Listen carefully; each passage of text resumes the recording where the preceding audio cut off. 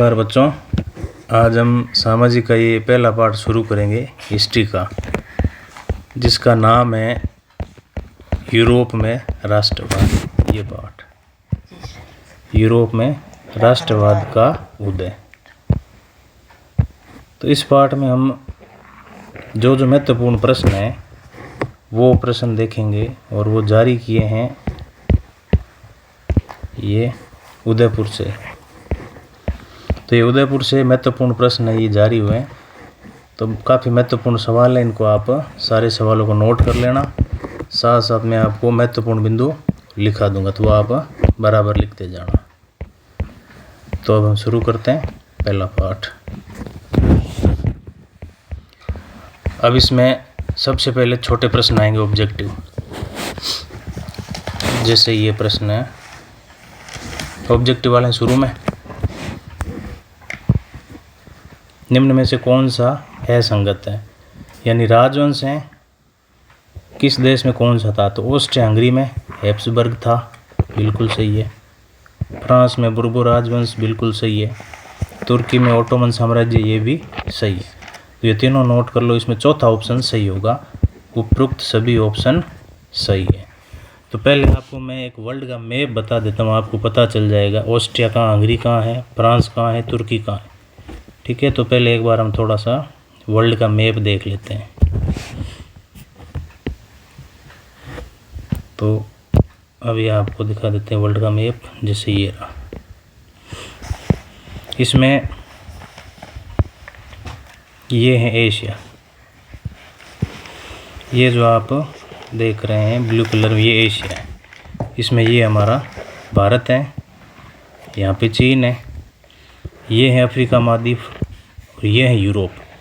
तो हम ये पढ़ेंगे आज यूरोप। यूरोप में राष्ट्रवाद। राष्ट्रवाद का मतलब है किसी राष्ट्र के प्रति प्रेम की भावना, समर्पण की भावना। तो हम यूरोप में राष्ट्रवाद कैसे फैला ये पढ़ेंगे। ठीक है। अब यूरोप में अलग अलग देश हैं, वहाँ अलग अलग राजवंश थे। जैसे भारत में मुग़ल आए थे ना, मुग़ल आए थे, मुग़लों से पहले सल्तनत काल था। तो वैसे यूरोप में किस देश में कौन कौन से राजवंश थे, तो इसके बारे में पढ़ेंगे। ये देखो, ये है ऑस्ट्रेलिया महाद्वीप, ये है दक्षिण अमेरिका, ये है उत्तरी अमेरिका। तो इस तरह से ये सारे महाद्वीप हैं। और अब जब एक नज़र हम डाल लेते हैं यूरोप के नक्शे पर, इसको आप कॉपी में बना लो यूरोप के नक्शे को। मेन देश ध्यान में रखना। एक तो ये है, यहाँ पे है स्पेन, इसके पास छोटा सा देश है ये पुर्तगाल। आपको पता है भारत की खोज किसने करी थी? पुर्तगाल में। हाँ, एक नाम था ना, वास्को डी गामा, उसने। तो वो यहीं का था पुर्तगाल का। एक स्पेन का था कोलंबस, जिसने अमेरिका की खोज करी। तो ये आप नक्शा बना लो, ये स्पेन है, इसके जस्ट पास में ये है फ्रांस। फ्रांस के पास में ये बड़ा सा देश ये है जर्मनी। जर्मनी से इधर ये है पोलैंड, फिर इधर ये आ जाता है रूस का क्षेत्र। ऊपर ये जो आप देख रहे हैं ये है ग्रेट ब्रिटेन, यानी इंग्लैंड, जिसको हम इंग्लैंड कहते हैं, इंग्लैंड या यूके। इंग्लैंड या इसको हम यूके कहते हैं। तो स्पेन, फ्रांस, जर्मनी, पोलैंड, ऊपर इंग्लैंड। इसके नीचे ध्यान रखना, फ्रांस और जर्मनी के नीचे ये इटली है, लंबा जो क्षेत्र आपको दिख रहा है। फ्रांस, जर्मनी और इटली के बीच में स्विट्जरलैंड है। यहाँ चेक गणराज्य हैं, ये ऑस्ट्रिया है। अब इसको एक बार अपन एक खाली पेज में बनाते हैं इस चित्र को। अब आप मेरे साथ एक बार मैप बनाओ। छोटा सा यहाँ पे देश है पुर्तगाल, और ये है पुर्तगाल, छोटा सा देश। पुर्तगाल के पास कौन सा था? पुर्तगाल के पास यहाँ था स्पेन। स्पेन के पास में कौन था? फ्रांस। फ्रांस के पास में जर्मनी। फ्रांस और जर्मनी के बीच एक छोटा सा देश है, उसका नाम है स्विट्जरलैंड। स्विट्जरलैंड। और यहाँ पे एक इस प्रकार लंबी आकृति में एक देश है, वो है इटली। कौन सा देश है? इटली। अब जर्मनी के इधर हैं इस तरफ पोलैंड, और यहाँ ये एक बड़ा सा देश आ जाता है जिसका नाम है रूस। यहाँ बीच में ये पूरा समंदर है, समंदर से इस तरफ एक देश है वो है इंग्लैंड, जिसको अपन यूके बोलते हैं, इंग्लैंड। ये देश है इंग्लैंड। तो ये नक्शा बना लो, बनाओ साथ में। स्पेन, स्पेन के पास में फ्रांस, जर्मनी, पोलैंड, यहाँ पे रूस, फ्रांस, जर्मनी के या नीचे स्विट्जरलैंड, और एक लंबा सा क्षेत्र जो आप देख रहे हैं वो है देश एक इटली। तो इस पार्ट में हम जो पढ़ेंगे वो पढ़ेंगे राष्ट्रवाद, और मुख्य तौर से कहाँ हम पढ़ेंगे, एक तो फ्रांस में, जर्मनी में और इटली में। इन पे विशेष रूप से पढ़ेंगे।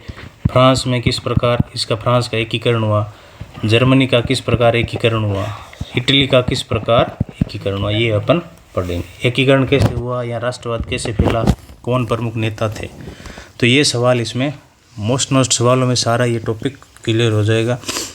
एक चीज़ आप और ध्यान रखना, वो जर्मनी का जो एकीकरण है ना, वो हुआ था प्रशा के नेतृत्व में। नोट करते जाओ सारी चीज़ें। जर्मनी का एकीकरण प्रशा के नेतृत्व में हुआ था।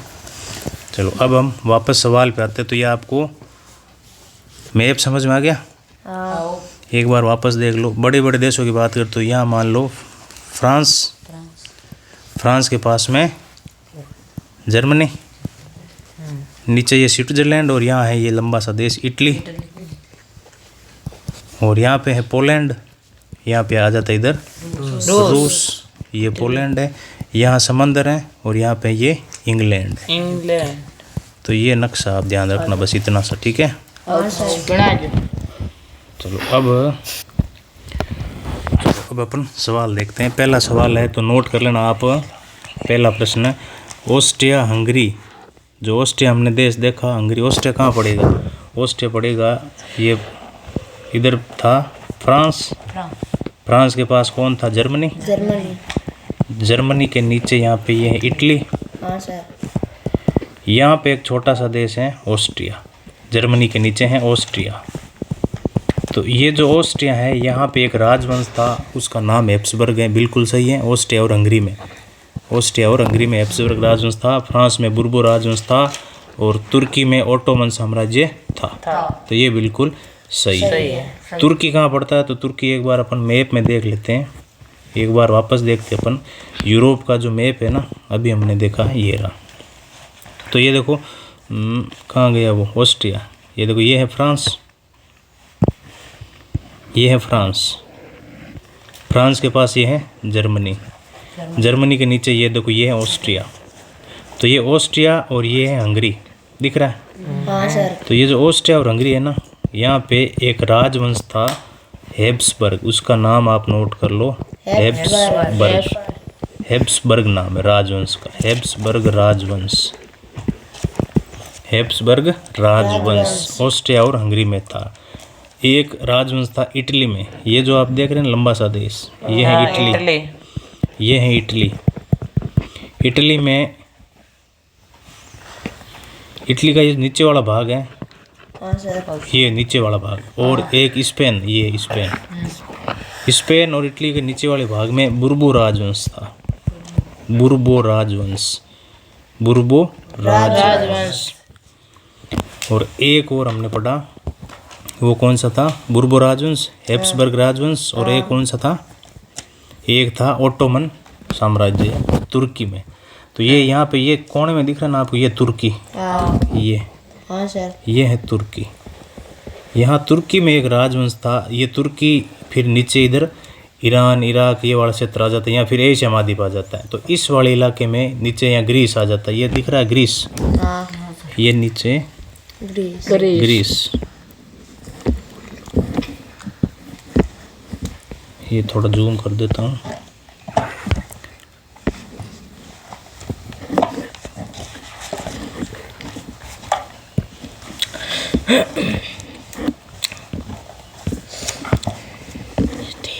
ये है तुर्की। हाँ सर। ये तुर्की है, इसके नीचे ये ग्रीस है।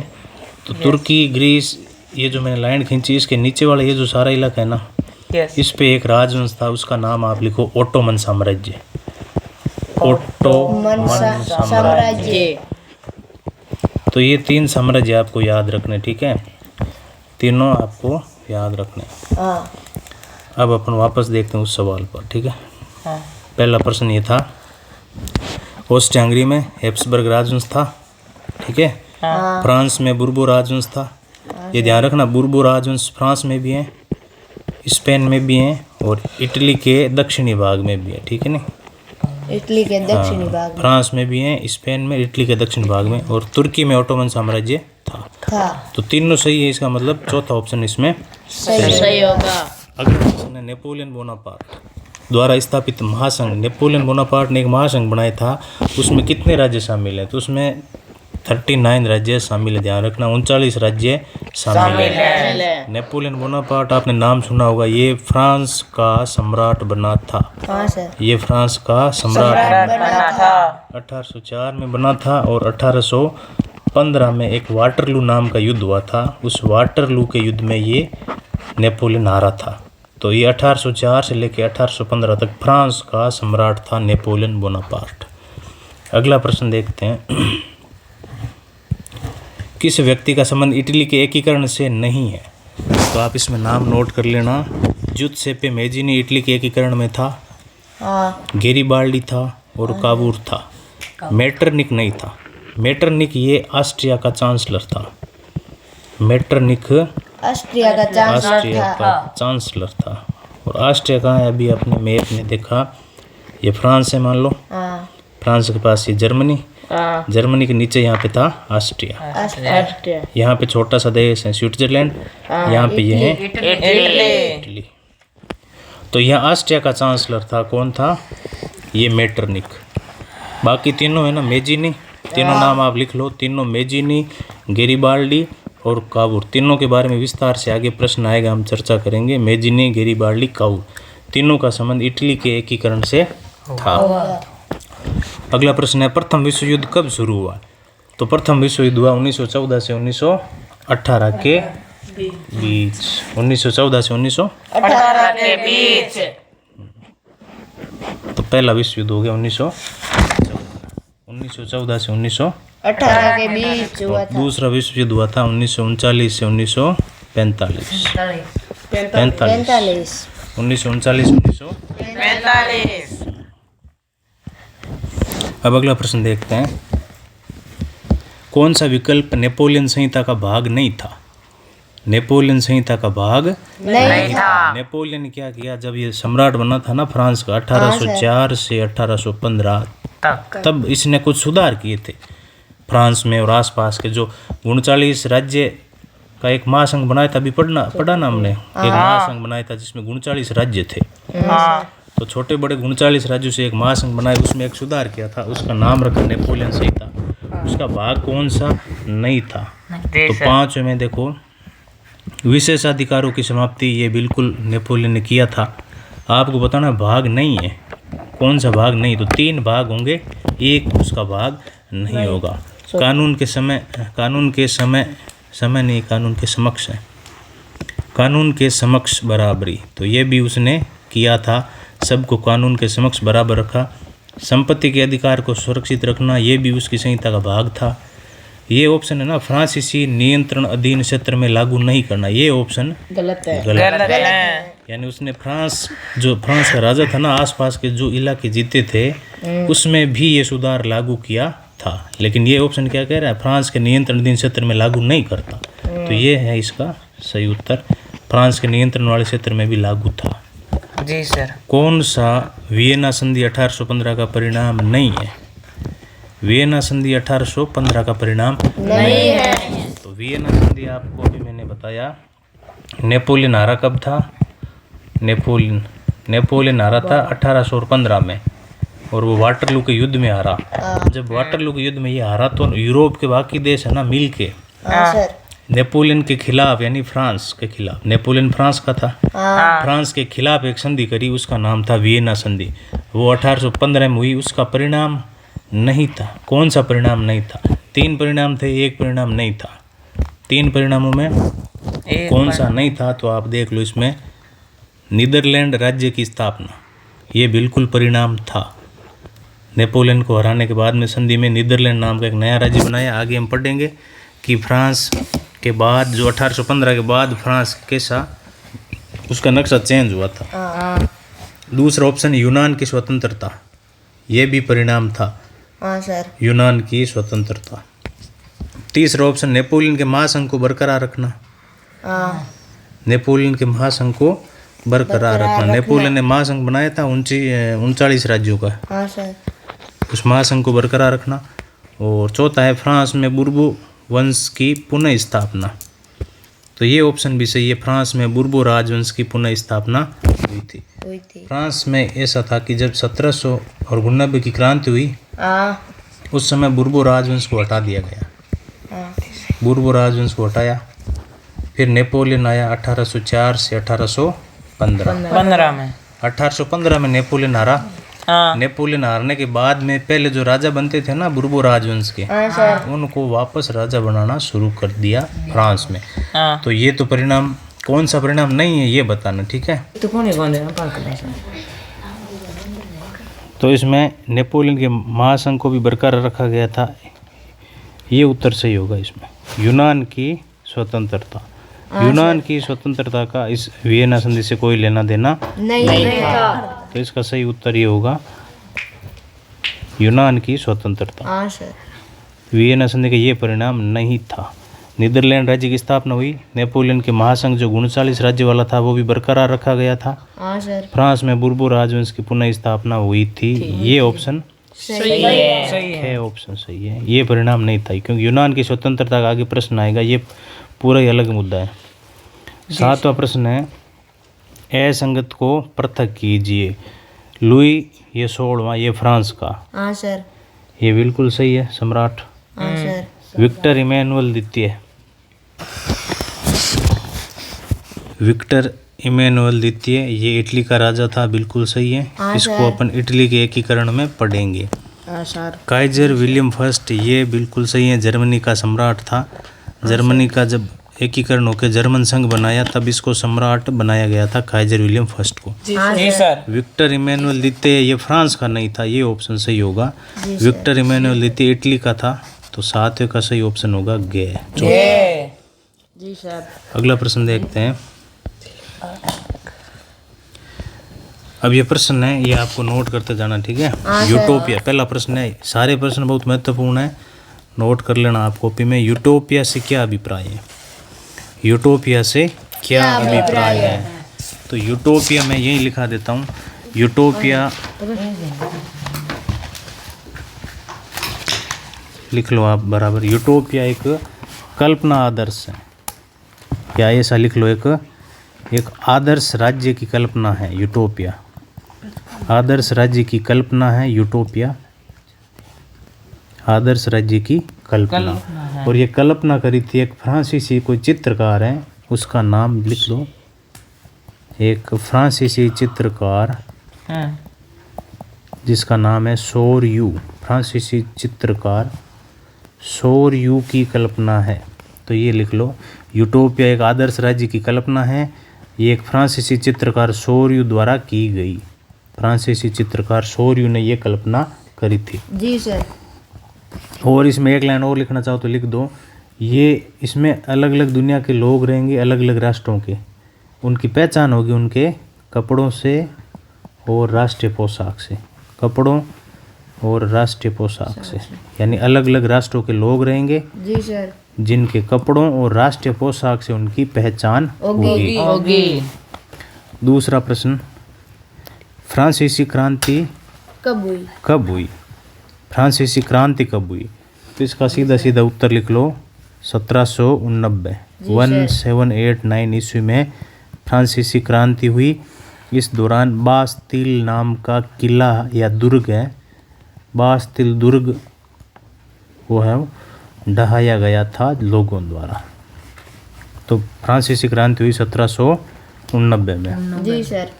तीसरा प्रश्न है, जोल्वेरेन संघ क्या है, इसके क्या लक्ष्य थे? तो जोलवेराइन संघ ये किसके द्वारा बनाया गया था, ये लिख लो। ये 1834 में बना। पहला तो ये नोट कर लो, जोलवेराइन संघ 1834 में बना। जी सर। एक लाइन इसमें और लिख लो, यह संघ प्रसा की पहल पर, प्रसा की प्रसा की पहल पर बनाया गया यह एक शुल्क संघ था। बनाया गया एक शुल्क संघ था। शुल्क संघ मतलब चुंगी वगैरह, चुंगी लगती थी पहले एक स्टेट से दूसरे स्टेट जाने में। तो प्रसा के नेतृत्व में ये कुछ देशों ने मिलकर, छोटे छोटे राज्यों ने एक संघ बनाया। कब बनाया? 1834 में। इसमें के बारे में एक आगे अपन और डिटेल से एक और प्रश्न आएगा। और अगर प्रसा है, ये जो प्रसा, इसके बारे में देखना है तो हमने अभी नक्शा देखा, एक बार वापस बना देता हूँ, ये नोट कर लो। जोलवेराइन संघ आगे देखते हैं वापस एक बार में। जैसे मान लो ये था फ्रांस, फ्रांस के पास जर्मनी, जर्मनी के पास यहाँ पे पोलैंड, यहाँ नीचे था ऑस्ट्रिया, यहाँ स्विट्जरलैंड, और ये है इटली। अब ये ऑस्ट्रिया, ठीक है। जी सर। आगे अपन जर्मनी के एकीकरण में पढ़ेंगे। जर्मनी का जो एकीकरण है ना, वो एक प्रसा नाम के राज्य के नेतृत्व में हुआ। प्रसा का नाम पहले ऑस्ट्रिया के साथ ही जुड़ता था, ऑस्ट्रिया प्रसा, यानी ये जो ऑस्ट्रिया है ना, ये इसके साथ में प्रसा जुड़ा हुआ रहता था। और प्रसा लगभग यहाँ कहीं था पहले। ये वाला जो भाग दिख रहा है ना, आप जिस मैं अंडरलाइन कर रहा हूँ, ये हाँ सर, ये भाग प्रसा था पहले। इस प्रसा के नेतृत्व में जर्मनी एक हुआ, और प्रसा किस में मिल गया? जर्मनी में मिल गया। तो वर्तमान में प्रसा एक जर्मनी का ही भाग है। पहले ये जर्मनी से अलग था, फिर प्रसा के नेतृत्व में जर्मनी का एकीकरण हुआ, और वर्तमान में प्रसा कहाँ है? यहाँ जर्मनी में। जर्मनी में है। ऑस्ट्रेलिया से अलग हो गया प्रसा, और जर्मनी में मिल गया। तो वर्तमान में प्रसा किस देश का भाग है? जर्मनी का। चलो अगला प्रश्न देखते हैं। वर्साय कहाँ पर है? तो इसका उत्तर लिखो वर्साय। चौथा प्रश्न है ना, वर्साय कहाँ पर है? वर्साय लिखो, जर्मनी की राजधानी है बर्लिन, वहाँ है। वर्साय है बर्लिन में, बर्लिन में है। बर्लिन कहाँ की राजधानी है? जर्मनी। कोष्टक में लिख लो, जर्मनी की राजधानी। जर्मनी की राजधानी है ना वर्तमान में बर्लिन, वहाँ पे है वर्साय का महल। और ये वर्साय का महल क्यों प्रसिद्ध है? क्योंकि वर्साय के महल में वर्साय की संधि हुई थी, वर्साय की संधि हुई थी, वर्साय की संधि। और यहाँ जर्मनी, जब जर्मनी का एकीकरण हुआ तो यहाँ वर्साय में ही उस सम्राट की घोषणा करी थी। जर्मनी का सम्राट कौन था? अभी हमने पढ़ा ना पीछे। जर्मनी का सम्राट किसको घोषित? सम्राट का नाम था काइजर विलियम प्रथम। काइजर विलियम प्रथम। काइजर विलियम प्रथम। चलो एक हम पीछे एक सवाल ये पढ़ा ना हमने, जोलवेराइन संघ क्या है? तो इसके बारे में थोड़ी सी और डिटेल में देख लो सवाल, अगर प्रश्न आ जाए। ये तो हमने देख लिया, जोलवेराइन संघ बना 1834 में, आपने लिख लिया। ये प्रसा राज्य के नेतृत्व में एक शुल्क संघ था, ये भी देख लिया, शुल्क संघ था, ये लिख लिया हमने। और इसमें एक चीज़ और लिख लेना, इसमें अधिकांश जर्मन राज्य थे, इसमें अधिकांश जर्मन राज्य थे, जर्मनी के राज्य थे। क्योंकि वर्तमान में प्रसा कहाँ है? वर्तमान में प्रसा जर्मनी में है। अब इसके बारे में प्रश्न आ जाए कि जोलवेराइन संघ की जरूरत क्यों पड़ी? प्रश्न आ जाए जोलवेराइन संघ क्यों बनाना पड़ा? प्रसा के नेतृत्व में प्रसा को क्यों बनाना पड़ा? तो इसके 2-3 पॉइंट लिख लो। मैं शॉर्ट में लिखा रहा हूँ, आप लिख लेना पूरी फुल फॉर्म, वीडियो रोक के या तो आप लिख लेना, ठीक है, पूरी लाइन। मैं शॉर्ट में लिख रहा हूँ। मेन पॉइंट, जोलवेराइन संघ की जरूरत क्यों पड़ी प्रसा को और जर्मनी के जितने भी राज्य उनको? जी सर। पहला पॉइंट है मुद्रा की संख्या। पहला पॉइंट आपको लिखना है, उस समय जर्मनी और आसपास के क्षेत्र या राज्य हैं, वहाँ मुद्रा की संख्या 30 थी। मुद्रा की संख्या 30 तरह की मुद्राएं चलती थी। तो ये संघ बनाने के बाद में मुद्रा 30 से कितनी कर दी? 2 थी। तो जरूरत क्यों पड़ी? पहला पॉइंट तो आपको लिखना है, जर्मनी व आसपास के क्षेत्र में 30 अलग अलग तरह की मुद्रा थी। जैसे भारतीय मुद्रा रुपया है, हाँ सर। अमेरिका में क्या डॉलर चलता है? है। डॉलर। हाँ ब्रिटेन में पौंड चलता है। हाँ बांग्लादेश में ढाका। हाँ जी सर। जापान की बांग्लादेश के टका, हाँ सॉरी, बांग्लादेश की राजधानी ढाका, बांग्लादेश की मुद्रा है टका। जापान की येन। तो अलग अलग देशों की अलग अलग मुद्रा होती है। वैसे उस समय 30 तरह की मुद्रा चलती थी जर्मनी के आसपास के राज्यों में, तो उसको 2 करने के लिए ये करा। अगला प्रश्न, अगला पॉइंट इसका, पहला पॉइंट हो गया मुद्रा संख्या। हाँ सर। दूसरा पॉइंट आप लिखो कपड़ा मापने की इकाई। आप लिखो जर्मनी और आसपास के क्षेत्र में कपड़ा मापने की इकाई थी एक, उसका नाम लिखो, कपड़ा मापने की इकाई, हाँ सर। उसका नाम था एले। एले, ठीक है, हाँ सर। एले, ओले नहीं, एले, हाँ सर। इसका नाम है एले। जी सर। तो एले की लंबाई अलग अलग क्षेत्र में अलग अलग थी। जैसे 30 तरह की मुद्रा थी ना, हाँ वैसे ही कपड़ा मापने की इकाई एले की लंबाई अलग अलग थी। जी सर। लंबाई अलग अलग क्षेत्र में अलग अलग थी, तो लोगों को परेशानी होती थी। वो क्या करते, मान लो एक कोई राज्य है, यहाँ से कपड़ा लेते 10 मीटर, दूसरे राज्य में जाते वहाँ 9 मीटर ही होता, या यहाँ से 10 मीटर लेके जाते दूसरे राज्य में 11 मीटर हो जाता। हाँ जी सर। सर। तो वैसे ये एल है ना, ये फिक्स नहीं था उन राज्यों में आसपास के। तो ये फिक्स करने के लिए भी उनको ज़रूरत पड़ी कि एक शुल्क संघ बनाया जाए एक, ताकि इनकी जो सारी इकाई है ना एक हो जाए। तीसरा पॉइंट लिख लो, इस संघ की जरूरत क्यों पड़ी। तीसरा पॉइंट लिखो, हाँ सर। व्यापारी जो है ना, हाँ उस समय व्यापारियों को 11 शुल्क नाकों से निकलना पड़ता। जी सर। 11 शुल्क नाके। शुल्क नाके मतलब चुंगी, पहले चुंगी लगती थी, आजकल तो चुंगी समाप्त हो गई। तो 11 चुंगी से निकलना पड़ता, यानी 11 जगह टैक्स देना पड़ता। जब आप व्यापार करने जाते हैं ना आसपास के क्षेत्र में जर्मनी के, 11 जगह उनको शुल्क देना पड़ता, और वो शुल्क था 5%। शुल्क था 5%। मान लीजिए 3-4 राज्य हैं, ये एक व्यापारी यहाँ से जाएगा, इस राज्य में जाएगा तो 5% चुंगी देगा, शुल्क नाका होगा, वहाँ चुंगी 5%, इस पे जाएगा तो और 5%, इस राज्य में जाएगा तो और 5%। तो इस तरह से उसको 11 चुंगी या शुल्क नाकों से गुजरना पड़ता था। जी सर। तो उसको व्यापार में बिल्कुल भी फायदा नहीं होता था, क्योंकि उसके 11 जगह चुंगी लग जाती या शुल्क लग जाती, 5% हर एक जगह पे लगती। जी तो ये भी कारण था, इसलिए उन्होंने एक शुल्क संघ बनाया। इस वजह से भी शुल्क संघ बनाया। और किसके नेतृत्व में बनाया? प्रशा के नेतृत्व में, ध्यान रखना। जी सर। तो ये मेन पॉइंट थे, इसकी वजह से ज़रूरत पड़ी। अब अगला प्रश्न इस तरह से बन सकता है, ये जो जोलोराइन संघ है ना, जी सर। जो 1834 में बना, जी सर। ये जब 1834 में बना तो इसके प्रभाव क्या क्या पड़े। पहला पॉइंट हमने देख लिया कि इसकी ज़रूरत क्यों पड़ी। अब इसके प्रभाव क्या पड़े, यानी जब ये शुल्क संघ बन गया उसके बाद में जर्मनी व आसपास के क्षेत्र में क्या प्रभाव पड़ा, वो लो नोट कर लो। तो मेन पॉइंट, पहला पॉइंट आप नोट कर लो, ये जोलोराइन संघ बनने के बाद में मुद्रा की संख्या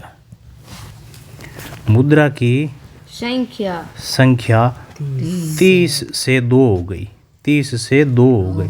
पहले 30 तरह की मुद्रा थी, फिर 2 तरह की मुद्रा रही, तो लोगों का काम हो गया आसान, ठीक है। दूसरा पॉइंट और लिख लो इसमें, जो मापन की इकाई अभी हमने पढ़ा ना, कपड़ा मापने की इकाई, तो लिख लो मापन की इकाई एले को तय किया गया। इकाई एले को तय किया गया। हाँ, एले को फिक्स कर दिया। एले को कि भाई एले इतना ही होगा, आसपास के राज्यों में अलग अलग नहीं मानेंगे। एले को भी आपको याद रखना, प्रश्न आ जाए कि एले क्या है, तो आपको लिखना है जर्मनी और आसपास के क्षेत्र में कपड़ा मापने की इकाई होती है एले। जैसे अपने यहाँ मीटर होता है ना, मीटर है, सेंटीमीटर, तो वहाँ एले चलता था उस समय। अगला पॉइंट लिखो, तीसरा पॉइंट, क्या क्या प्रभाव पड़ा। अगला पॉइंट लिखो, रेलवे जाल से गतिशीलता बढ़ी। रेलवे जाल से गतिशीलता मतलब ट्रेन पटरियाँ इतनी बिछाई गई, ट्रेनों की संख्या बढ़ने से गतिशीलता बढ़ी, यानी व्यापार में सामान को लाने ले जाने में सुविधा हो गई। जी सर। अगला पॉइंट है चौथा पॉइंट, आर्थिक हित। आर्थिक हितों से, ये नोट करते जाओ साथ साथ, आर्थिक हितों से राष्ट्रीय एकीकरण को बढ़ावा। राष्ट्रीय एकीकरण को बढ़ावा। आर्थिक हित थे ही, आपको पता है, क्योंकि हाँ सर। आर्थिक हित थे इकोनॉमिक, क्योंकि मुद्रा की संख्या 3 से 2 हो गई, एलए को फिक्स कर दिया गया, चुंगी नाकों को समाप्त किया गया, तो लोगों को आर्थिक हित हुए, लोग एक ही व्यवस्था से जुड़े, तो राष्ट्रीय एकीकरण में भी इससे फायदा हुआ। एकीकरण मतलब लोगों की सोच हो गई कि एक राष्ट्रीय होना चाहिए, एक तरह के कानून, नियम, टैक्स, सारी चीज़ें एक तरह की होनी चाहिए, जिससे आसानी रहे लोगों को। 5वां पॉइंट लिख लो, इसका क्या प्रभाव पड़ा, तो इसमें लिख लो आप आर्थिक राष्ट्रवाद। आर्थिक राष्ट्रवाद, जी सर। राष्ट्रवाद का मतलब राष्ट्र के प्रति प्रेम की भावना, आर्थिक यानी इकोनॉमिक रूप से, तो व्यापारी लोगों का फायदा होने लगा, उनको अलग अलग चुंगी नहीं देनी पड़ी, तो आर्थिक राष्ट्रवाद की लहर मजबूत हुई। ये पॉइंट लिख लो, आर्थिक राष्ट्रवाद की लहर मजबूत हुई। जी सर। आर्थिक राष्ट्रवाद की लहर मजबूत हुई।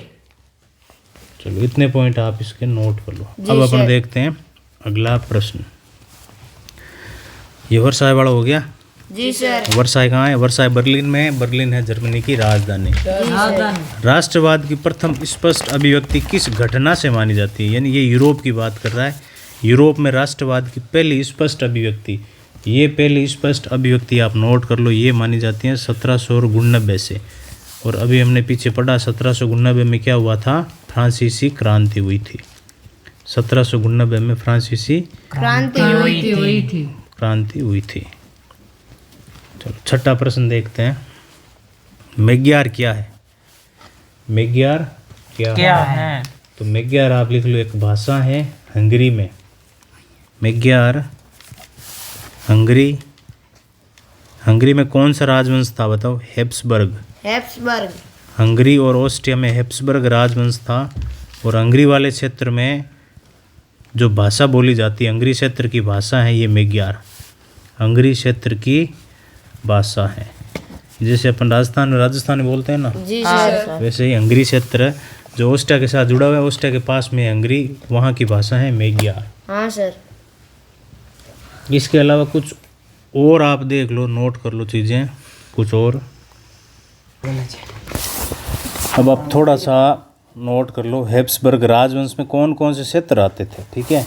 तो इसमें आप लिखो हैब्सबर्ग में एल्प्स, नाम याद रखना, एल्प्स के टिरोल, एल्प्स के टिरोल और ऑस्ट्रिया हंगरी। ये तो हमने पहला प्रश्न पढ़ा ना, ऑस्ट्रिया हंगरी में कौन सा राजवंश था? तो ऑस्ट्रिया हंगरी में हैब्सबर्ग राजवंश था। ऑस्ट्रिया हंगरी में कौन सा राजवंश था? हैब्सबर्ग। इसके अलावा एल्प्स के टिरोल में भी हैब्सबर्ग राजवंश था। और इसके अलावा दो नाम आपको और याद रखना, एक नाम याद रखना है सुडेटनलैंड। सुडेटनलैंड ये एक क्षेत्र का नाम है, सुडेटनलैंड। और एक याद रखना है बोहेमिया, सुडेटनलैंड और बोहेमिया। इन क्षेत्र में हैब्सबर्ग राजवंश था। तो प्रश्न आ जाए, हैब्सबर्ग राजवंश किन किन क्षेत्रों में फैला हुआ था? तो ये 4 नाम याद रखना, एल्प्स के टिरोल, ऑस्ट्रिया हंगरी, सुडेटनलैंड और बोहेमिया, ये चारों क्षेत्र। सुडेटनलैंड है ना, इसमें आप एक चीज़ और नोट कर लेना, इसमें इतावली प्रांत आते हैं। इतावली का मतलब होता है इटली के। सुडेटनलैंड, इतावली मतलब इटली के प्रांत आते हैं। इटली के 2 क्षेत्र हैं, नाम लिख लो आप, लोम्बार्डी और वेनेशिया। लोम्बार्डी और वेनेशिया। तो लोम्बार्डी और वेनेशिया, ये दो क्षेत्र हैं इटली के, लोम्बार्डी और वेनेशिया।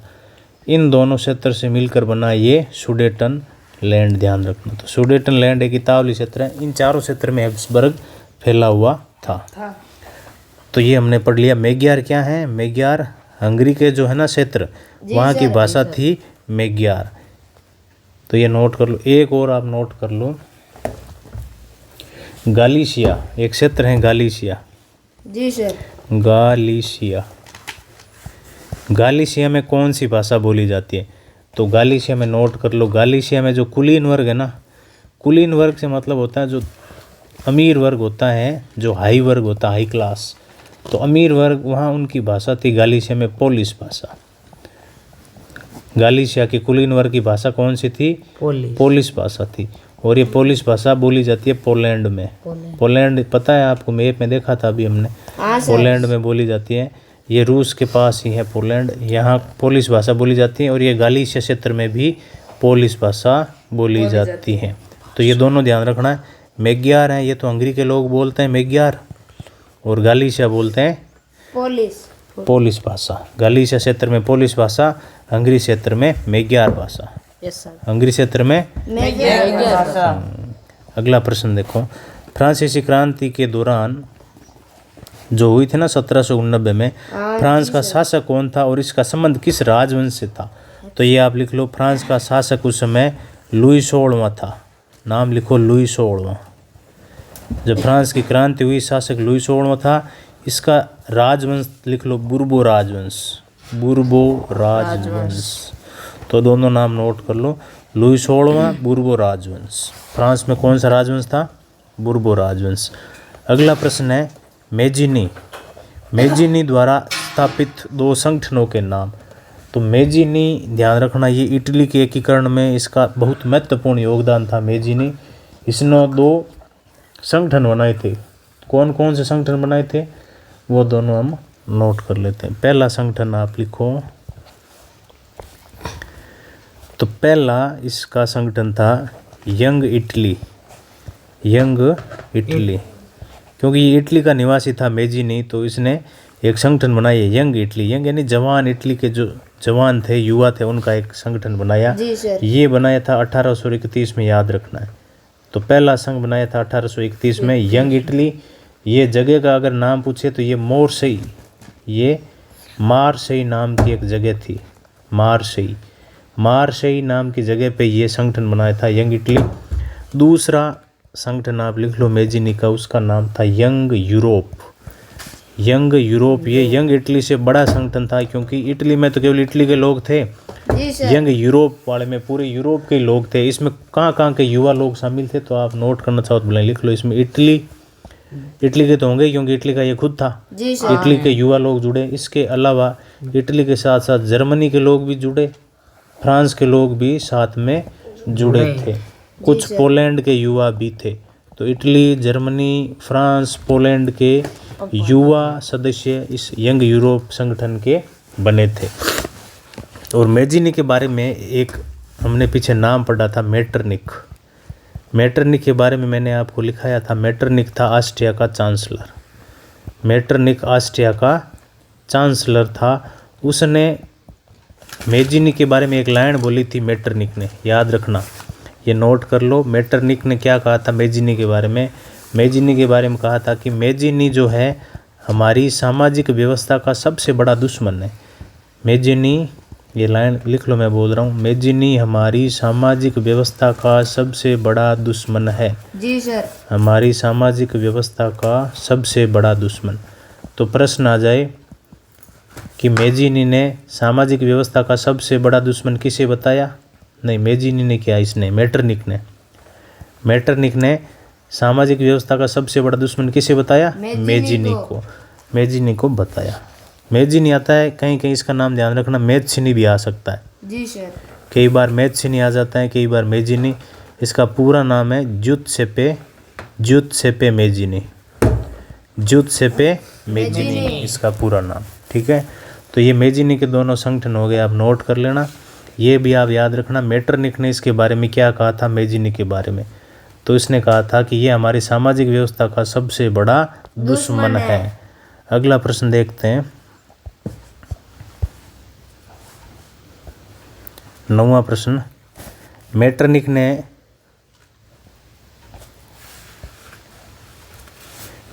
ने हमारी सामाजिक व्यवस्था का सबसे खतरनाक दुश्मन किसके संबंध में कहा? तो हमने अभी पढ़ा, मेटरनिक ने किसके संबंध में कहा कि हमारी सामाजिक व्यवस्था का सबसे खतरनाक दुश्मन है? मेजिनी के बारे। हाँ, ये कहा था मेजिनी के बारे में। मेजिनी कहाँ का है? मेजिनी इटली का है। इटली के एकीकरण में सबसे महत्वपूर्ण योगदान रहा था मेजिनी का। और मेटरनिक कहाँ का है? मेटरनिक ऑस्ट्रिया का है। देखो वापस एक बार मैप से समझा देता हूँ। ये मान लीजिए है फ्रांस, ये जर्मनी, ये स्विट्ज़रलैंड, यहाँ पे ये है इटली, यहाँ नीचे है ऑस्ट्रिया, यहाँ पे है पोलैंड, और यहाँ वाला भाग जो मैंने बताया प्रसा था। ये वाला भाग था प्रसा। प्रसा। तो ऑस्ट्रिया का चांसलर था मेटरनिक। जी सर। मेटरनिक इस ऑस्ट्रिया का चांसलर था। तो मेटरनिक ये नहीं चाहता था, ये है इटली। इटली के एकीकरण में हमने पहले पढ़ा 3 नाम याद रखना है। 3 नाम कौन कौन इटली के एकीकरण में? मेजिनी जी सर। और गेरिबाल्डी। मेजिनी, गेरिबाल्डी और एक है केवूर या काबूर। केवूर या कहीं कहीं काबूर नाम आता है। इन तीनों का नाम महत्वपूर्ण है। तो ये ऑस्ट्रिया वाला ये नहीं चाहता था कि इटली का क्या हो, एकीकरण हो। ये ऑस्ट्रिया वाला ये भी नहीं चाहता था कि जर्मनी का एकीकरण हो। जर्मनी में कौन मिल गया था? जर्मनी का एकीकरण हुआ था प्रसा के नेतृत्व में। जिस प्रकार वो शुल्क संघ बना ना 1834 में प्रसा के नेतृत्व में, वैसे ही जर्मनी का एकीकरण प्रसा के नेतृत्व में हुआ। ऑस्ट्रिया नहीं चाहता था। ऑस्ट्रिया इटली का भी एकीकरण नहीं चाहता है। जी सर। इसलिए इसने मेटरनिक ने कहा था कि ये जो मेजिनी है हमारी सामाजिक व्यवस्था का सबसे खतरनाक दुश्मन है। अगला प्रश्न देखते हैं। जी सर। यूरोप में किस अवधि को क्रांतियों का युग कहा जाता है? क्रांतियों का युग। तो क्रांतियाँ किस युग में शुरू हुई थी यूरोप में? बताओ देखें। ये लिखो आप 19वीं शताब्दी में यूरोप में क्रांतियाँ हुई थी 19वीं शताब्दियों में। 19वीं शताब्दियों में तो 19वीं शताब्दी को यूरोप में क्रांति का युग कहा जाता है। अगला प्रश्न है, जब फ्रांस छींकता है तो यूरोप को सर्दी जुकाम हो जाता है। ये ऐसा किसने कहा फ्रांस के बारे में? तो इसका उत्तर लिखो, वही मेटरनिक है।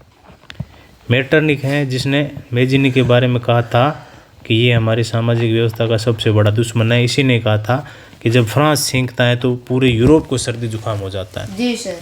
वापस मैप देखो, ये फ्रांस, ये जर्मनी, या स्विट्जरलैंड, ये इटली, जर्मनी के नीचे ऑस्ट्रिया, ये पोलैंड। यहाँ ऑस्ट्रिया का था वो कौन? मेटरनिक। ये कहता है कि जब ये फ्रांस कौन सा? वही नेपोलियन बोनापार्ट वाला। फ्रांस है नेपोलियन बोनापार्ट वाला। तो ये फ्रांस इतना ताकतवर था, इस मेटरनिक ने कहा कि जब फ्रांस को अगर सर्दी जुकाम होता है ना तो पूरा यूरोप, फ्रांस को अगर छींकता है ना तो पूरे यूरोप को क्या हो जाती है? सर्दी जुकाम। तो इतना ये प्रभावी था उस समय यूरोप में। फ्रांस सबसे शक्तिशाली था। अगला प्रश्न देखो, किस देश को यूरोपीय सभ्यता का पालना कहा जाता है? यूरोपीय सभ्यता का पालना मतलब यूरोपीय कौन सी सभ्यता थी जहाँ यूरोपीय सभ्यता का पालन पोषण हुआ सबसे पहले? तो इसका उत्तर लिखो यूनान। इसका उत्तर लिखो यूनान की सभ्यता। यूनान की सभ्यता को यूरोपीय सभ्यता का पालना बोला जाता है। यूनान की सभ्यता को क्या बोला जाता है? यूरोपीय सभ्यता का पालना। यूनान के बारे में एक लाइन आप और लिख लो। यूनान के बारे में लिख लो, यूनान जो था, यूनान ये पहले ओटोमन साम्राज्य का हिस्सा था यूनान। तो आप लिख लो इसमें 15वीं शताब्दी से। यूनान के बारे में थोड़ा सा लिख लो। यूनान जो है 15वीं शताब्दी से, अभी हमने मैप में देखा था ना ओटोमन साम्राज्य, तुर्की में, यूनान में, तो ओटोमन साम्राज्य का हिस्सा था 15वीं शताब्दी से लेके 1821 तक। 15वीं शताब्दी से 1821 तक था। 1821 तक। उसके बाद में 1821 में यूनान में क्या हुआ? आंदोलन होने शुरू हो गए। और उसके बाद में 1832 में जाके यूनान स्वतंत्र हो गया। और 1832 में ध्यान रखना, जब ये स्वतंत्र हुआ तो एक संधि हुई थी, उसका नाम है कुस्तुनतुनिया की संधि हुई। नाम यहाँ और लिख देता हूँ इस पर, कुस्तुनतुनिया ये संधि हुई थी 1800। कुस्तुनतुनिया की संधि कब हुई? 1832 में। इस संधि के बाद में फाइनली यूनान है वो स्वतंत्र हुआ था। किस साम्राज्य से? ओटोमन साम्राज्य से। तो हमने मैप में पढ़ा था ना यूनान कहाँ है, एक बार वापस देख लो। ये है यूनान। जी सर। ये देखो, ये यहाँ पे है तुर्की जी सर। तुर्की में कौन सा, वही ओटोमन साम्राज्य है तुर्की में। और तुर्की के नीचे ये जो ग्रीस है ना, ग्रीस या यूनान, ये जी सर। ये एक ही है, ग्रीस कहो चाहे यूनान कहो। यहाँ पे भी ओटोमन साम्राज्य था, लेकिन यहाँ 1832 में वो संधि हुई थी। उस संधि का नाम है कुस्तुनतुनिया, कुस्तुनतुनिया की संधि। उस संधि से यूनान स्वतंत्र हो गया। तो ये याद रखना, यूनान में 15वीं शताब्दी से लेके 1821 तक ओटोमन साम्राज्य था। अगला प्रश्न देखते हैं।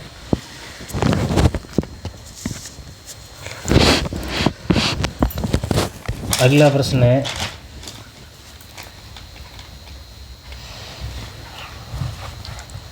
कुस्तुन, हाँ ये हमने वैसे पढ़ भी लिया है। यूरोपीय सभ्यता का पालना, यूरोपीय सभ्यता का पालना यूनान की सभ्यता।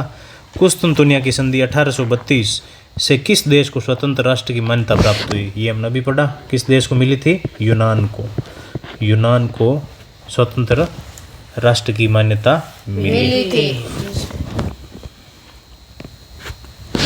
अगला प्रश्न है 1000 लोगों का अभियान किसके द्वारा चलाया गया, वह क्यों चलाया गया? तो ये इसका उत्तर लिख लो। 1000 लोगों का अभियान ये चलाया गया था इटली में, इटली में, और वो भी इटली में दक्षिणी भाग में चलाया गया। लिख लो, ये इटली में दक्षिणी भाग में चलाया गया। एक व्यक्ति है, उसका नाम लिख लो, जुत्सेपे। जुत्सेपे मेजिनी नहीं है, ये अलग है। वही जुत्सेपे मेजिनी है, ये है जुत्सेपे गेरिबाल्डी। गेरिबाल्डी, जुत्सेपे गेरिबाल्डी नाम का व्यक्ति था।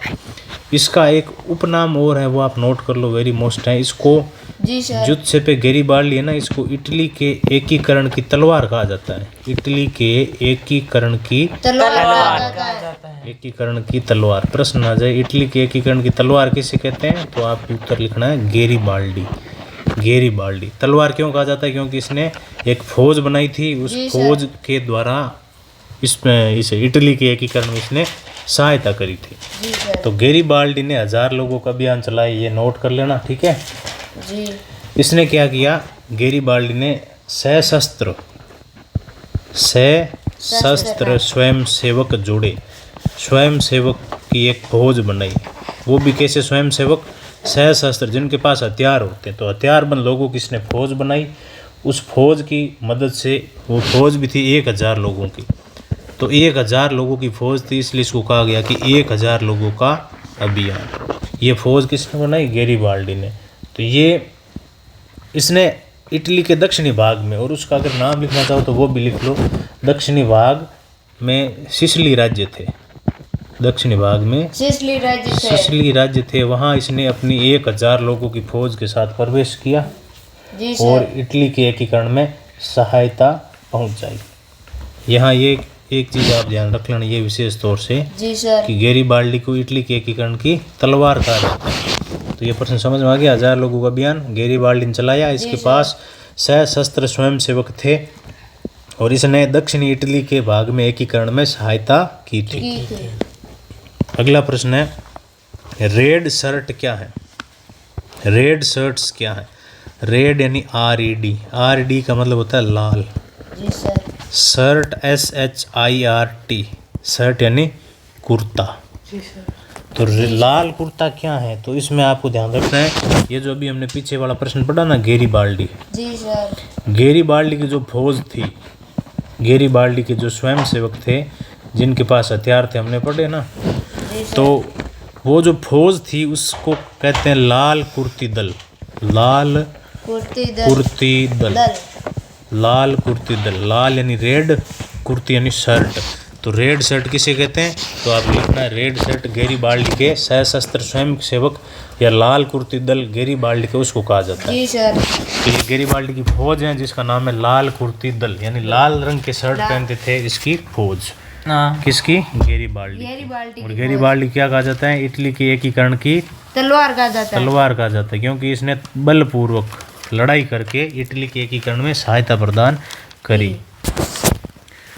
अगला प्रश्न है यूनियन जैक, यूनियन जैक किस देश के झंडे को कहा जाता है? यूनियन जैक किस देश के झंडे को कहा जाता है? तो इसका सीधा सीधा उत्तर होगा, लिखो Great Britain. Great Britain. Great Britain. Great Britain. Great Britain के झंडे को क्या कहा जाता है? Union Jack, UNION JAC Union Jack बोला जाता है।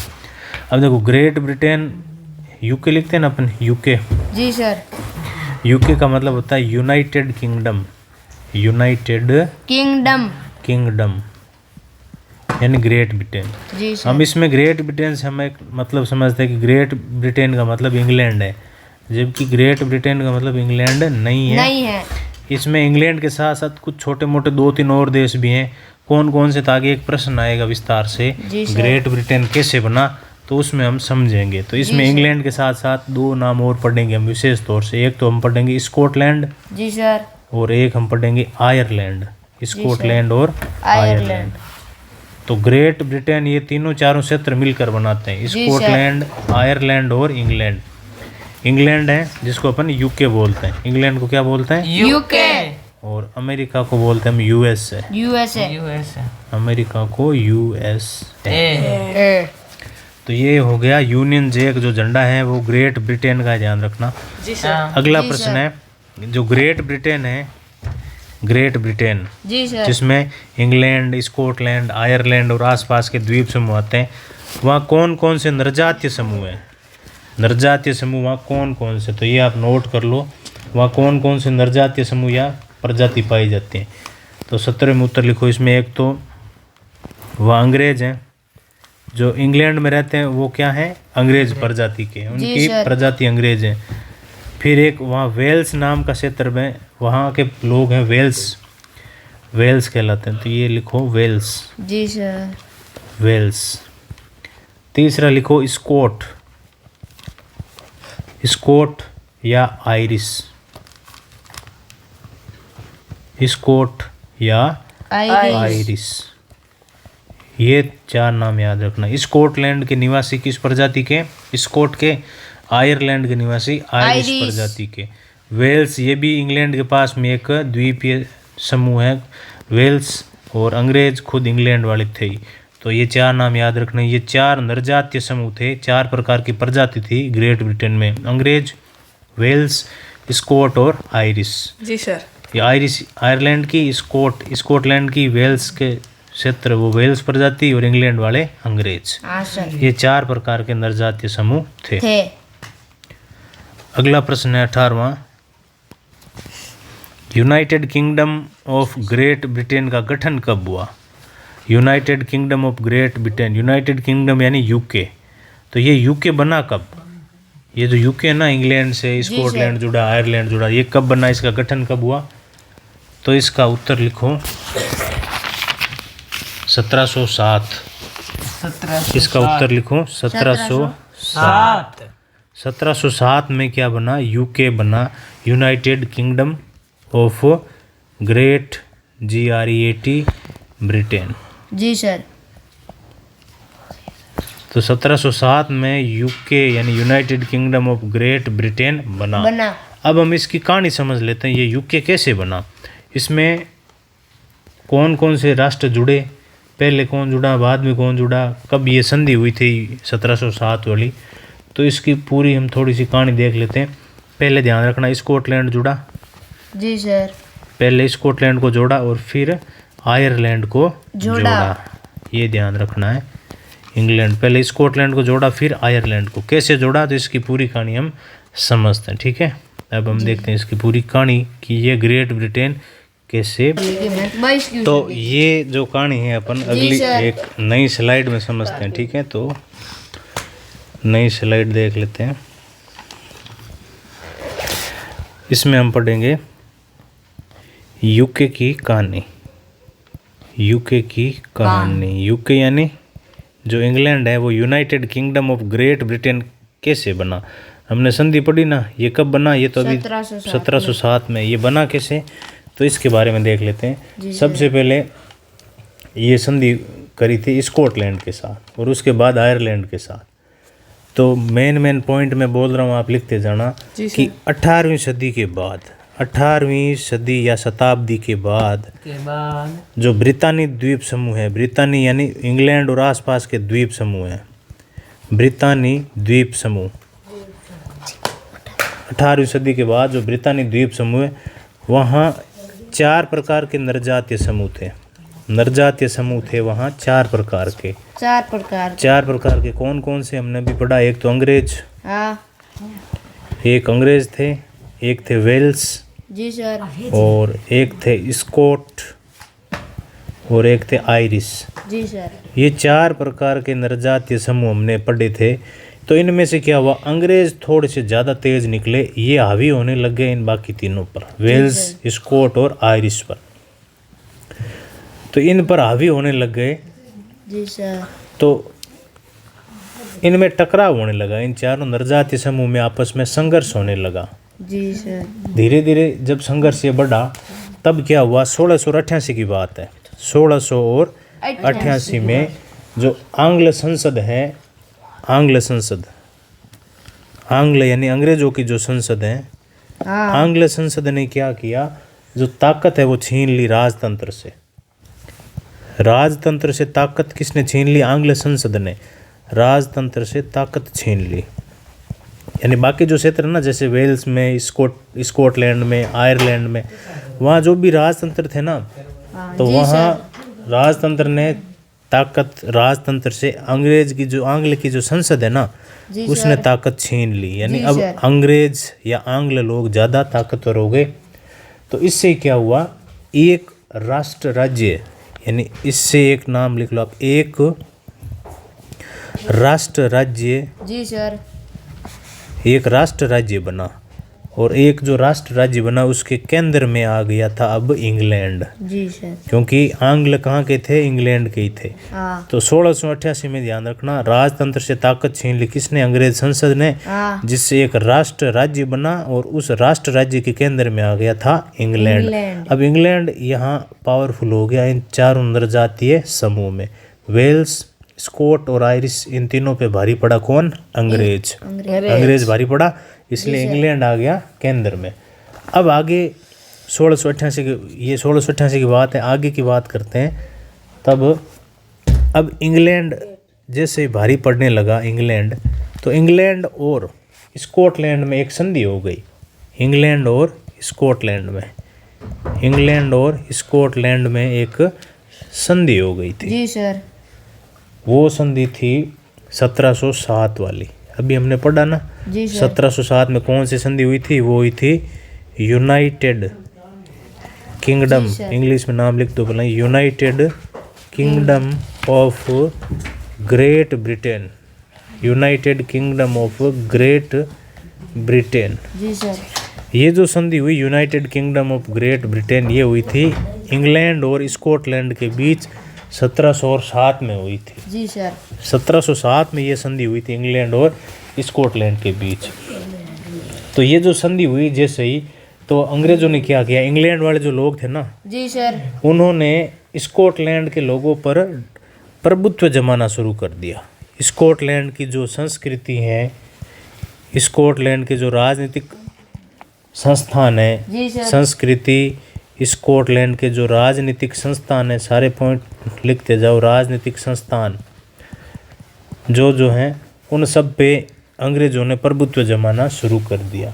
स्कॉट या स्कॉटिश जो लोग हैं ना, स्कॉट लोग, जी सर, स्कॉट लोगों के साथ अत्याचार करने लगे, उनका दमन करने लगे, उनको दबाने लगे। स्कॉट लोगों के आज़ादी जो है ना, ये लोग आज़ादी का प्रयास करने लगे। स्कॉट लोगों को लगा कि हम अंग्रेजों के क्या हैं, अधीन आ गए। तो स्कॉट लोग आज़ादी का प्रयास करते तो ये लोग अंग्रेज इनका दमन कर देते। और ये जो इनकी जो भाषा है ना, गेलिक भाषा, गेलिक भाषा, जी सर, ये जो स्कॉट लोग हैं या स्कॉटलैंड, स्कॉटलैंड के जो लोग हैं, इनकी भाषा थी गेलिक भाषा। इनकी भाषा कौन सी थी, गेलिक भाषा। गेलिक भाषा। तो अंग्रेजों ने क्या किया, इनकी गेलिक भाषा पे मनाही लगा दी और इनकी जो राष्ट्रीय पोशाक है उस पर भी प्रतिबंध लगा दिया। स्कॉटलैंड के लोगों की जो राष्ट्रीय पोशाक है उस पर प्रतिबंध लगा दिया। अंग्रेजों ने मना कर दिया कि आप अपनी राष्ट्रीय पोशाक नहीं पहन सकते, आप गेलिक भाषा नहीं बोल सकते। गेलिक भाषा मुख्य भाषा थी स्कॉटलैंड के लोगों की। तो गेलिक भाषा पर प्रतिबंध लगा दिया, राष्ट्रीय पोशाक पर प्रतिबंध लगा दिया। तो ये तो कहानी, आधी कहानी हो गई इंग्लैंड और स्कॉटलैंड की। इनके बीच में 1707 वाली संधि हुई थी। अब अगली सर। कहानी पढ़ेंगे इंग्लैंड और आयरलैंड के बीच। इंग्लैंड और आयरलैंड में कैसे किस प्रकार किसका प्रभुत्व हुआ, इंग्लैंड ने किस प्रकार आयरलैंड पे कब्जा जमाया, इसकी कहानी पढ़ते हैं। जी सर। तो आयरलैंड में आप लिख लो इंग्लैंड और आयरलैंड। ये इंग्लैंड वाली कहानी चल रही है, इंग्लैंड व आयरलैंड।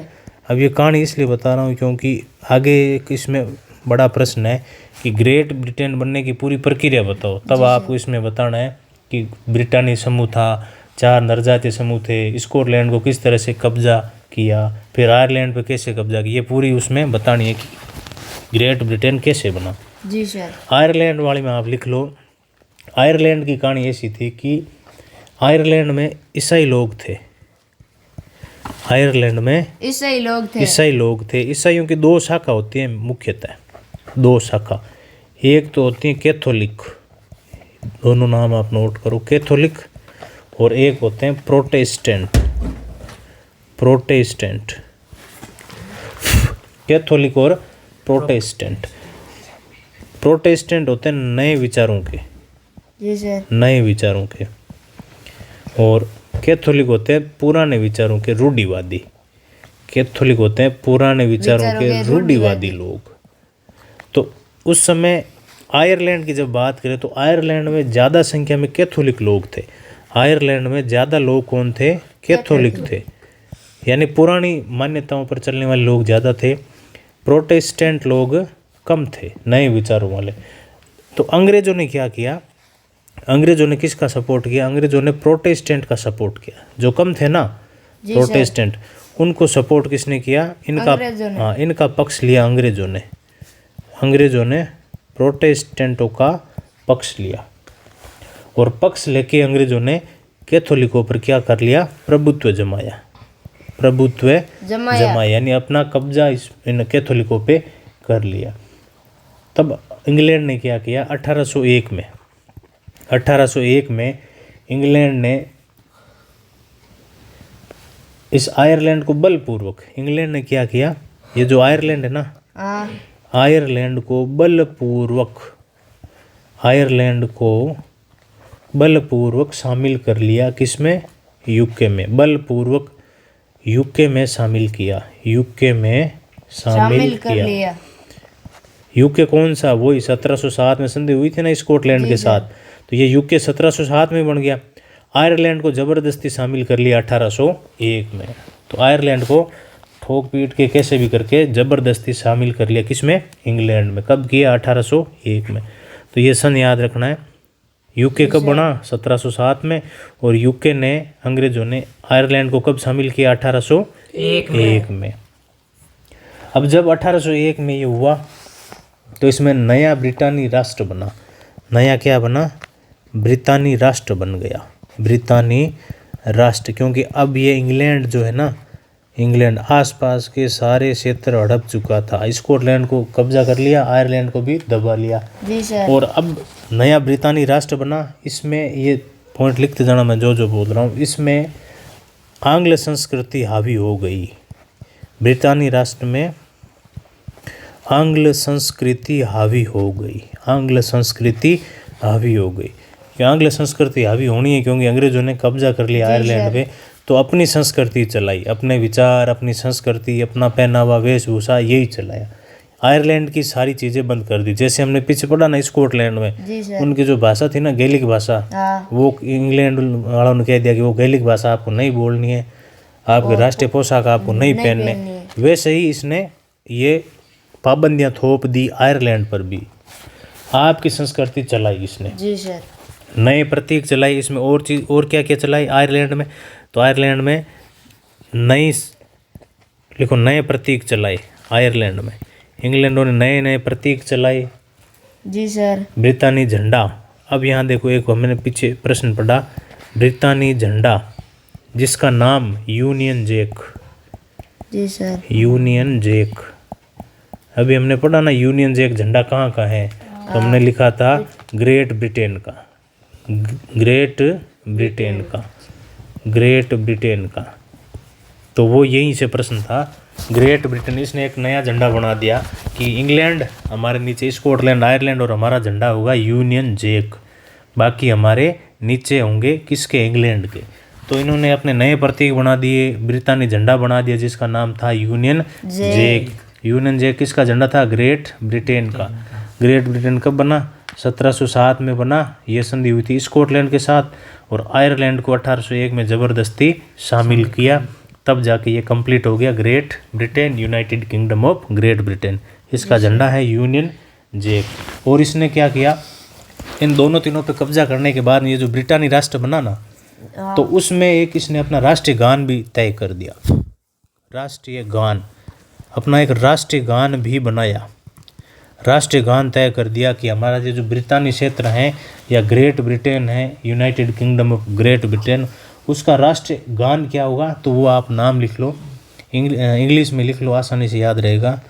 नाम, राष्ट्रीय गान का नाम है God save our Nobel king.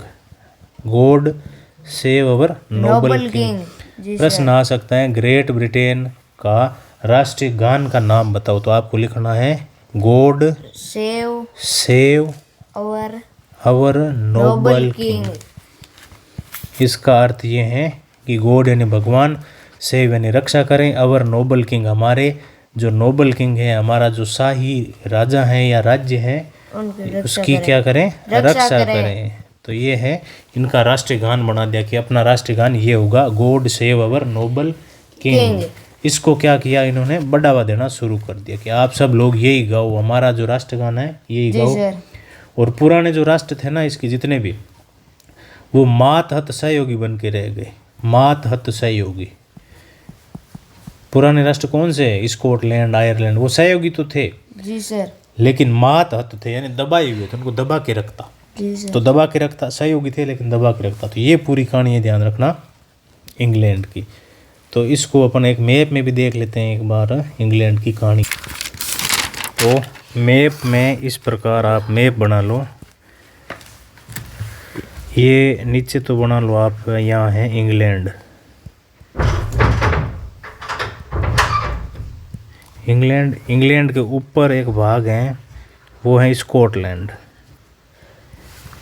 Scotland England के जस्ट ऊपर है, और यहाँ इनके पास में बीच में थोड़ा सा ये पानी है, ठीक है, ये इधर भी पानी है, और इस तरफ ये आ जाता है जर्मनी, फ्रांस, ये पानी है।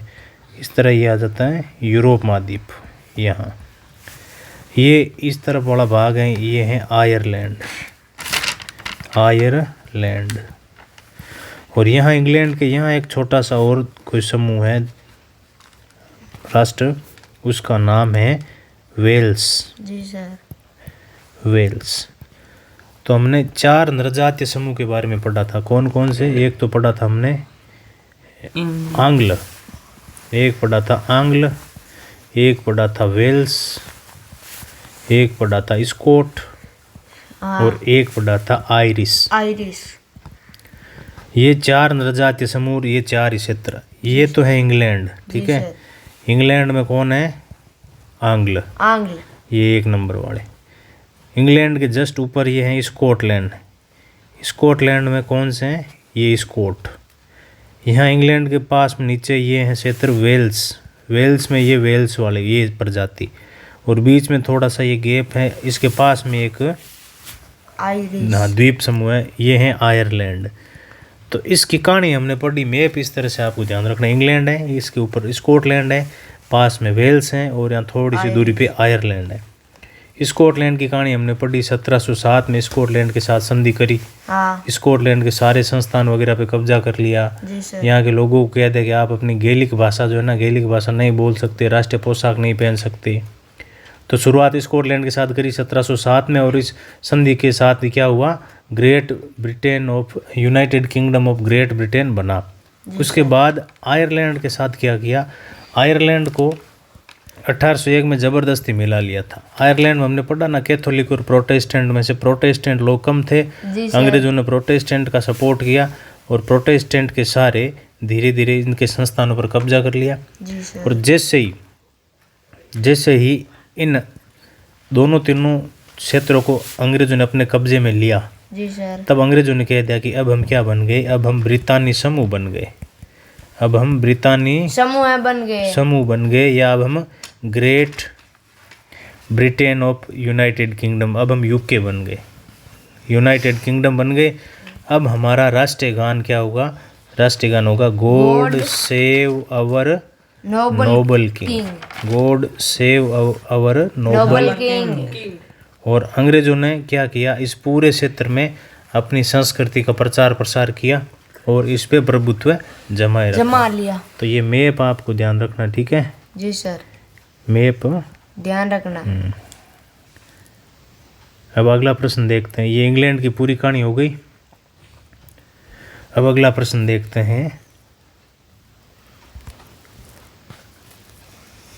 18वां प्रश्न हो गया, United Kingdom of Great Britain का गठन कब हुआ। तो ये गठन हुआ था 1707 में, जब इसकी संधि हुई थी स्कॉटलैंड के साथ। बाल्कन क्षेत्र में कौन कौन से क्षेत्र शामिल हैं, बाल्कन क्षेत्र में कौन कौन से क्षेत्र शामिल हैं। तो इसका उत्तर आप लिखो। पहले तो मैप में हम देख लेते हैं बाल्कन क्षेत्र में कौन कौन से कहाँ पड़ता है बाल्कन, ठीक है। तो एक बार मैप वापस देख लेते हैं यूरोप का। ये रहा यूरोप का मैप। इसमें आपको ये दिख रहा है, देखो ये तो है फ्रांस, ठीक है। हाँ फ्रांस के पास ये है जर्मनी, हाँ। जर्मनी और फ्रांस के बीच यहाँ स्विट्जरलैंड, जी सर। ये है देश इटली, और ये जर्मनी के नीचे है ऑस्ट्रिया, ऑस्ट्रिया के पास है हंगरी, ऑस्ट्रिया हंगरी। अब ये जो क्षेत्र आप देख रहे हैं ये वाला, हाँ सर। ये देश जैसे Bosnia, Yugoslavia, Romania, Bulgaria, Macedonia, Albania, ये जो देश ये सब बाल्कन क्षेत्र में आते हैं। जी सर। ये सब बाल्कन क्षेत्र में आते हैं। और इस बाल्कन क्षेत्र में इतना तनाव बढ़ा था कि ये बाल्कन क्षेत्र ही जो सेकेंड वर्ल्ड वार हुआ ना, सेकेंड वर्ल्ड वार, जी सर। सेकेंड वर्ल्ड वार यानी द्वितीय विश्व युद्ध जो 1939 से 1945 के बीच हुआ, तो वो इस बाल्कन क्षेत्र को लेके ही हुआ। इस बाल्कन क्षेत्र में क्या था, ये सारे लोग लड़ने लगे, फ्रांस, जर्मनी, इधर से रूस, तो यह बंदर बांट हो गई थी, उसके लिए द्वितीय विश्व युद्ध हुआ था। तो ये बाल्कन क्षेत्र, इसमें कौन कौन से देश हैं, तो अभी हम उसका नाम लिखते हैं। ये देखो फ्रांस है, ये जर्मनी है, इनके बीच में ये पानी है, ठीक है। और यहाँ पे ये है यूनाइटेड किंगडम, और ये है आयरलैंड। यूनाइटेड किंगडम में यहाँ पर नीचे इंग्लैंड, ऊपर स्कॉटलैंड, ये वेल्स हैं, और ये इधर आयरलैंड है। अब हम वापस प्रश्न पे चलते हैं और नोट कर लो आप, बाल्कन क्षेत्र में कौन कौन से क्षेत्र शामिल हैं। तो बाल्कन में आप लिख लो, क्षेत्रों के नाम लिख लो। रोमानिया, मैं नाम बोल रहा हूँ साथ साथ आप लिखते जाओ। रोमानिया, ये अभी वर्तमान में स्वतंत्र राष्ट्र हैं सारे। Romania, Albania, Romania, Albania, Macedonia, Macedonia, Romania, Albania, Macedonia, Croatia, Croatia, Croatia, Slovenia, Slovenia, ये सारे क्षेत्र कहाँ पड़ते हैं, बाल्कन क्षेत्र में आते हैं। स्लोवेनिया, बुल्गारिया, बुल्गारिया, यूनान,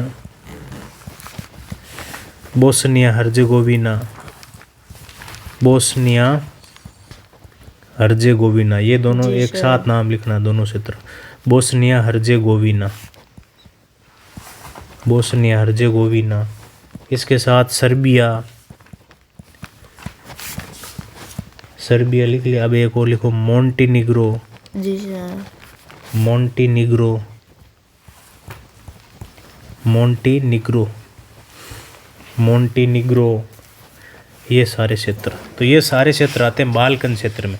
और इन क्षेत्रों के जो निवासी थे ना, उनको कहते हैं स्लाव, स्लाव। इन क्षेत्र के जो निवासी हैं उनको स्लाव बोलते हैं, स्लाव। इन क्षेत्र के निवासी को स्लाव स्लाव बोला जाता है। ये सारे क्षेत्र आपको याद रखने हैं। कौन कौन से हैं, Romania, Albania, Macedonia, Croatia, Slovenia, Bulgaria, यूनान, बोस्निया हर्जेगोविना, सर्बिया, मोंटेनिग्रो इनके निवासी कहलाते हैं स्लाव। और 1871 के बाद में ना यूरोप में जो राष्ट्रवादी तनाव फैला था जी सर। उसका प्रमुख कारण ये था बाल्कन क्षेत्र। तो ये भी आप नोट करना, 1871 के बाद यूरोप में तनाव फैला। 1871 के बाद यूरोप में क्या फैला? तनाव फैला। उसका महत्वपूर्ण कारण यही था बाल्कन क्षेत्र। ये छोटे छोटे क्षेत्र सारे लोग जीतना चाह रहे थे, उसकी वजह से तनाव फैला। ये जो क्षेत्र है ना, ये बाल्कन क्षेत्र, ये पहले लिख लो आप, ओटोमन साम्राज्य के अधीन आता था। ओटोमन साम्राज्य के अंडर में आता था। ओटोमन साम्राज्य हमने पढ़ा ना, यूनान की कहानी बताइए आपको। हाँ बताइए। यूनान 15वीं शताब्दी से लेके 1821 तक ओटोमन साम्राज्य के नीचे था। फिर 1832 में वो कुस्तुनतुनिया की संधि हुई तो यूनान स्वतंत्र हुआ। तो ये सारे जो क्षेत्र हैं अभी हमने नाम लिखे, सारे किसके अधीन थे? ओटोमन साम्राज्य के अंडर आते थे। जी तो यहाँ इन क्षेत्र में एक रूमानी राष्ट्रवाद का विचार फैला।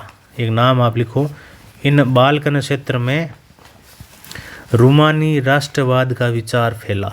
रूमानी राष्ट्रवाद का विचार। रूमानी राष्ट्रवाद क्या है? तो रूमानी राष्ट्रवाद है संस्कृति के माध्यम से लोगों में देश प्रेम की भावना जगाना। संस्कृति, कल्चर, पहनावा, वेशभूषा, भाषा, साहित्य, इनके माध्यम से लोगों में राष्ट्रवाद की भावना जगाना है रूमानी राष्ट्रवाद। तो ये जो रोमानी राष्ट्रवाद का विचार उत्पन्न हुआ, तो इस क्षेत्र में ये जो ओटोमन साम्राज्य था ना जी सर, इस ओटोमन साम्राज्य का क्या हो गया? विघटन हो गया। ओटोमन साम्राज्य का विघटन, यानी ये साम्राज्य हो गया नष्ट। जैसे ये साम्राज्य नष्ट हुआ तो इन क्षेत्रों के लिए सारे लोग लड़ने लगे। लोगों में बंदर बांट शुरू हो गई इन क्षेत्रों को पाने के लिए, क्योंकि यहाँ का जो साम्राज्य जो यहाँ पे शासन करता था वो साम्राज्य खुद खत्म हो गया। जी सर। तो ये प्राप्त करने के लिए लड़ने लग गए सारे लोग, और इसी वजह से विश्व युद्ध का कारण ये क्षेत्र बना था। जी सर। अगला प्रश्न है लघुत्तरात्मक प्रश्न। अब आगे ये हैं प्रश्न लघुत्तरात्मक प्रश्न। तो लघुत्तरात्मक प्रश्न है लगभग 10 लघुत्तरात्मक हैं, और ये और प्रश्न है 12, और निबंधात्मक है 4। तो ये बाकी के प्रश्न अपन करेंगे अगली क्लास में, ठीक है। तो आज की क्लास यहीं अपन समाप्त करते हैं। बाकी बचे प्रश्न इसके पार्ट 2 में करेंगे, ठीक है। Okay, thank you.